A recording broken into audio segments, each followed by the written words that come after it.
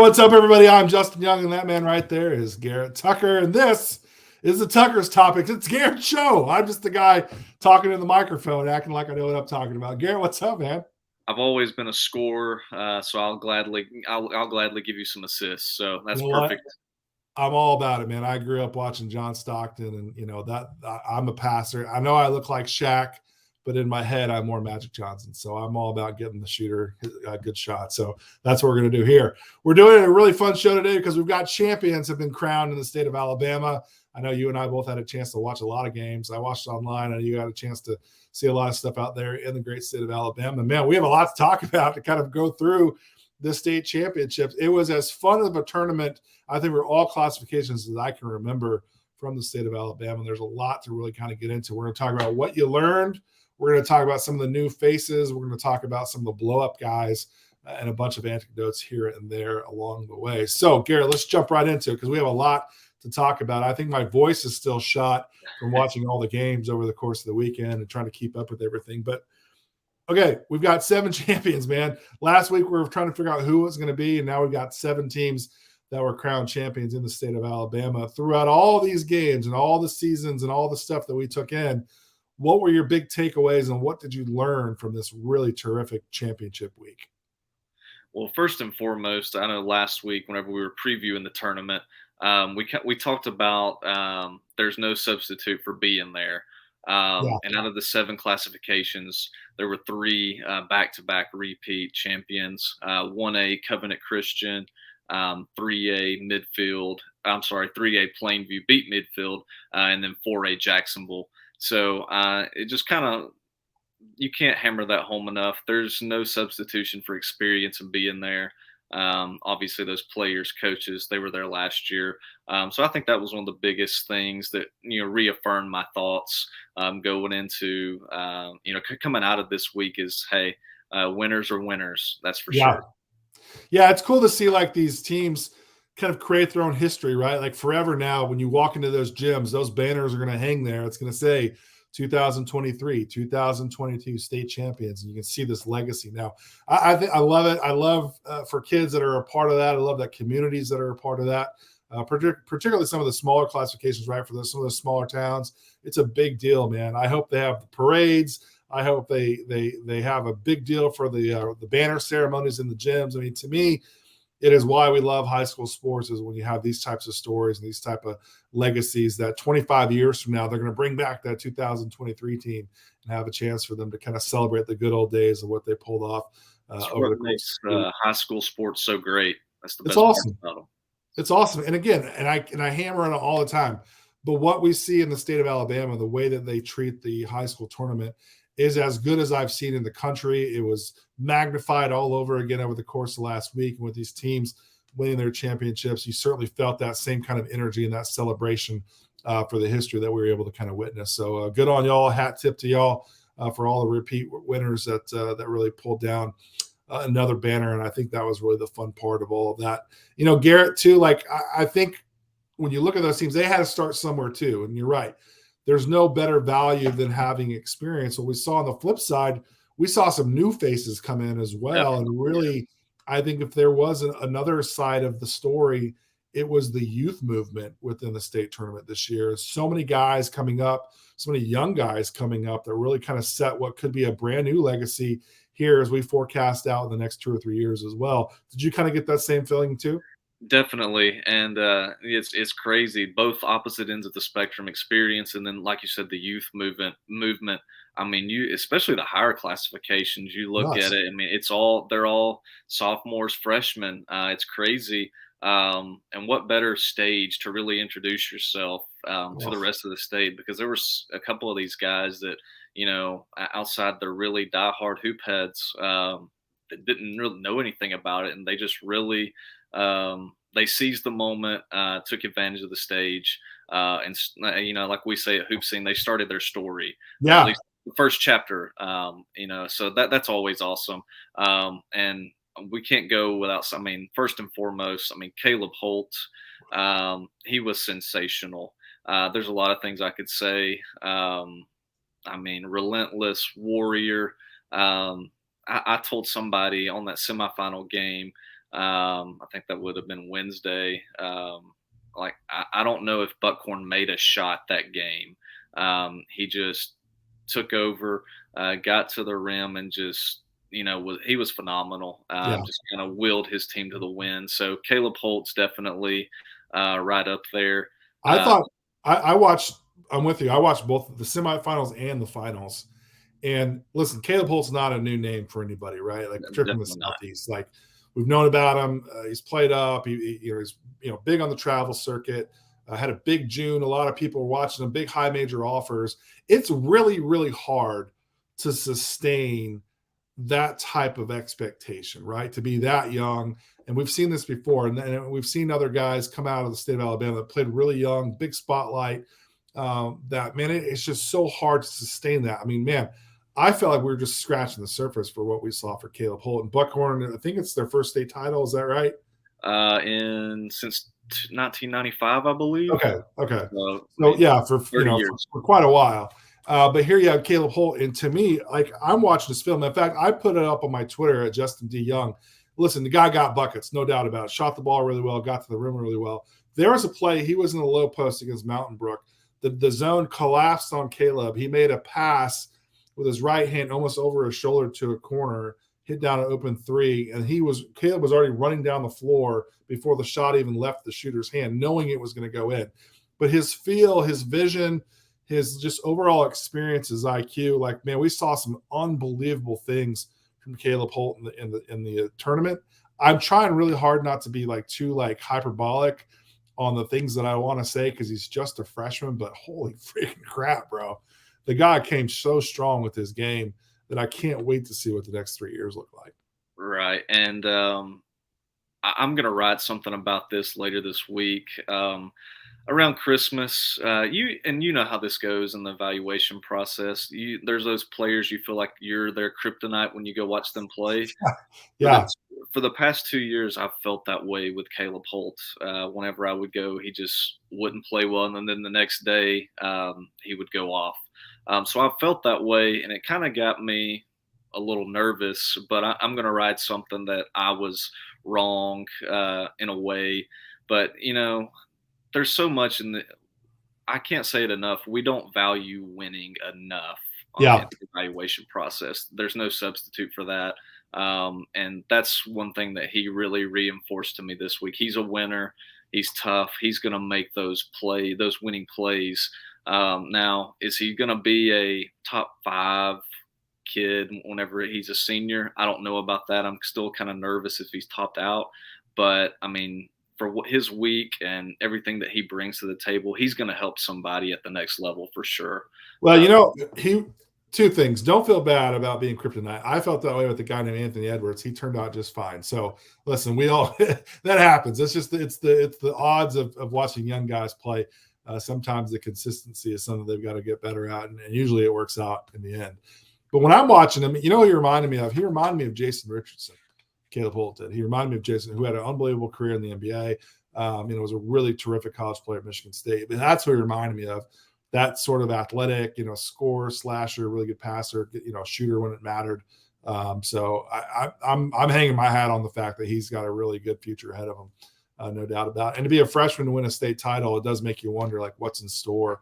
Are we going to have the same conversation next year as Buckhorn did it again? So you got to feel pretty good if you're over there at the Buckhorn program, thinking about what the next 3 years look like for sure. Let's keep it moving down to 6A. Or back up to 7A for a second and go to Hoover. And man, I is Hoover the best? Their starting five's got to be, to me, the best starting 5 there is in the state of Alabama. Am I crazy to say that? So after seeing them in June, I and I know a lot of people in the state were kind of like, hey, this is the best team, and so they lived up to those expectations. Man, did they ever? And the crazy part is, they're all sophomores. They're going to lose Jonathan Casito, who's a really good player. But, you've got Big Dwayne Brown, Salim London, Jarrett Fairley is another guy. He's a sophomore that started for them. And then I believe the 5th starter would be Seneca Wallace, and he's a guy that can hit shots. He's a sophomore. So it's crazy. they won this, and they're going to be favored to win it again next Yeah, year. and they should be. They Yeah, should be. so yeah, I'm without a doubt. I think they're the best team in the state. After that performance, what they've done, and it starts with Dwayne Brown, um, 6'10", 250. It's there's you can't say enough about that. He's the big man in the middle. Really, um, whenever he came on late in the season, and it's no shock that Hoover played their best basketball down the stretch. Big man, rebounds everything, caused tons of problems in the lane defensively, and he can step out and shoot it too. Obviously, can score with his back to the basket. So I think it's going to be interesting to see what happens with his recruitment.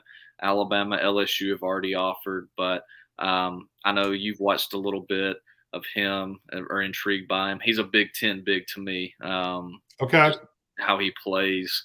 But I think it starts with him, and then Salim London. We talked about it before we came on. Just great performance second half in that state championship game. I love that kid, man. I want to be the president of his fan club. Truly, I really do. Like, he was so good last year at the Best of the South with the Alabama Fusion team, and I found myself always going back to watch that crew because of him. And he was young, right? I think they were a younger team playing up. Yeah, they were. They were a 1500 team playing up in our 16 and under division. And I Right. was like, holy crap, there's a fiery spirit to him that I absolutely love. It looks like he's gotten bigger from what I saw him this summer, at least on film. I think he is a in baseball, we're talking about five-tool, baseball player. Salim London, to me, is that same kind of guy on the basketball court. Defensively, he causes a ton of problems. I love how hard he competes. A shooter, scorer, slasher, passer, ball handler, creator. Like, I am buying all the stock, and I could see him being a name that really kind of turns up this spring and summer with more travel ball, more people see him. I know he already has a lot of high major schools already looking at him, and all warranted. But I thought Salim London, if I could do a one-on-one, right, like the old school, like NBA Jam, I know there's 2-on-2, but like, give me Salim London playing against what I saw from Caleb Holt, and I'll be a very, very happy man. Right. And that's another thing too. I mean, Jacoby Hill for Central Phoenix City was phenomenal. Really popped off the page. The second half, Hoover switched Salim on him defensively, and I'm not going to say he stopped him, but he slowed Jacoby down, made it a little bit more difficult for him. That's you're exactly right. Five-tool player from the baseball. I mean, Well, his length is so hard as an opposing guard to, like, you can't get by him. He contests shots really well at that length. I mean, to me, he's a no-brainer guy for SEC, ACC, Big 10, Big 12, whatever. Like, get in there, recruit that kid. Totally justifiable. And he's got the jewelry now too to make it there you a go. little bit more justifiable of a trip for you too. You mentioned, I'm totally drawn. I'm having an old guy moment. The other guard's name at Hoover, another sophomore. Jarrett Fairley. Yeah, man, that kid can shoot it like Yes. a threat end to end, great speed. I thought he was also very, very good. Excited to see where he takes his game as well, moving forward. So yeah, Hoover. It's interesting when you have teams that even back in June, you go, that's the favorite, right? Again, it's hard to be a young guy and be sustainably good for 4 years. It's hard to be a team even back in June. You go, oh, that's probably the team that's going to win it. And then you got to wait all the way until March, and they do. That's really freaking hard to do because that bullseye is painted in permanent colors on your back. No doubt. It's really tough. It's really tough. Any other young guys that stood out to you? Because I did feel like this was the overriding theme of the playoffs this year was repeat guys, but then more importantly, like, who's coming up down the ranks. Anybody else? As I mentioned, Jacoby Hill from Central Phoenix City. He's been to a couple of our preview camps, Yeah. so we've known about him. He killed it in the summer, as well as on the team camp stage. But he showed out this week. Had 32 in the semifinal game against Spain Park. They really had no answer for him, and then had 37 in the championship game, a loss to Hoover. But Alabama was impressed. They extended an offer to him, and they're not going to be the last. I know UAB and Auburn, they're already hot on that trail as well. But I mean, 6'4", can score it any way possible. Great athlete. He's a bucket getter, Yeah. and he just did a phenomenal job. He was one that I kind of alluded to early. I had a dozen players to watch out for, and he was one of those. So hey, that's it's always good whenever you hit the nail on the head right there. But he was great. Definitely, I think him and Caleb Holt were the stock risers Yeah. from the state tournament. Um, and really, I think that's young kids. That's you can throw in Jalen Chandler at Covenant Christian, another sophomore. He looked pretty good. I think he won the most outstanding player MVP, whatever it was for 1A. So yeah, no, that's it was definitely a great youth movement, and You said something that was interesting, Gary. You said, "Oh, we've seen him before at the preview camp," and like you did some other tweets over the course of the week with guys that were in college now that were all conference guys, and like you're right, man. Like every fall when we come to Alabama and we run our preview camp, we see so many guys legitimately write that first chapter of their story, and we've been seeing it now for almost a decade in the state of Alabama. It's really, really cool to see the talent come out. It's cool to see their profile with the Hoop Scene preview jersey on, in front of the banner. And like, these are guys that year in and year out, they're playing for state championships. They're moving on, having all conference seasons in college. So you're right, man. Like it is a great starting point for us. And man, like when I saw you talk about Logan Dye, I remember we had where did we run that camp at? He turned his ankle. Remember, he turned his ankle like yeah, right I out. think that was at Pleasant Grove, I believe. I think so. Yeah. It was at Pleasant Grove. But like, man, we have so many great like fall Saturdays there in the state of Alabama, and it leads to what we're talking about now, and that are these state champion players, right? And they're taking that legacy, they're taking those lessons learned, and really transfer that on to college and having great college experiences. I think it's pretty cool to see, man. I love seeing that. Love seeing that.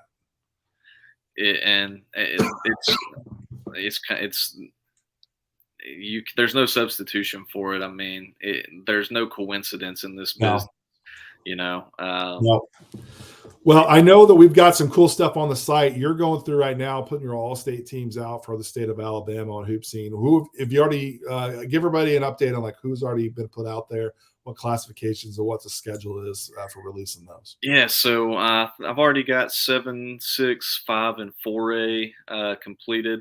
They're up on the website, and then by tomorrow we should have 3, 2, and 1A all out and ready to go. So trying to get those pumped out quickly so it's all fresh on everyone's mind and everything. Hey, there's a lot of good players on those lists. The 7A especially was loaded. There's a lot of good players that didn't make the cut. I could have probably gone 4 or 5 teams deep on those, but we've got one first team, second team, and third team. So definitely be sure to go check those out on Hoop Scene. Go to the Alabama portion. They're all throughout there. I love it. I love it. Make sure you follow Garrett on Twitter, as well as follow Hoop Scene AL for all of our Alabama coverage.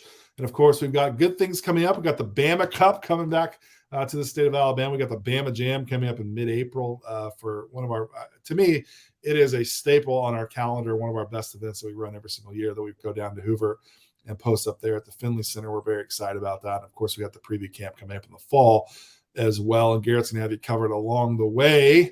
Man, Garrett, it's going to be a couple weeks from now. We're going to be back in that travel gym or back in the gym watching travel ball for the next, was it 5 months, 4 months? You ready? It was crazy. I was talking to somebody over the weekend, and I was like, that'll be in April. And it's February so short. We're already in March. It's going to fly by. April will be here before we know it. So it's crazy. But it's the best time of the year for sure. Best time of the year. No question. No question. Well, Garrett, this has been fun, man. We appreciate your coverage all season long. Your insights, as always. I feel like you've been covering Alabama longer than TV's been in color. I mean, I feel like you've been covering Alabama that long. So I know that's not true because you're not that old, but definitely it's been fun to have you covering that for Hoop Scene, and looking forward to seeing what's up next in the travel season. So good stuff, my friend. Make sure, again, follow Garrett. Make sure you follow Hoop Scene AL, and make sure you like this video and subscribe to Hoop Scene TV right here on YouTube. Until next time, we'll see you right here on Hoop Scene TV.